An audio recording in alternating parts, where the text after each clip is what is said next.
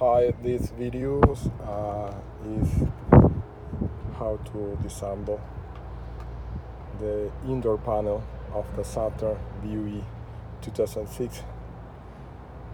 To me, it was hard to find the correctly way to disassemble, but finally I got it. Look, you have 1, 2, okay, 3, 4, 5, and 6, and 8.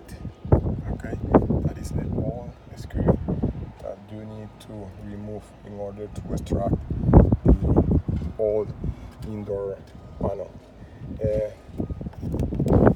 This is the most hard, okay, to find how to disassemble. Okay, you just need to remove this one. Okay, to extract this. Okay, very carefully in order to don't damage. Okay, and you see the other two screws. Sorry for my bad English, but I'm trying to help. See you.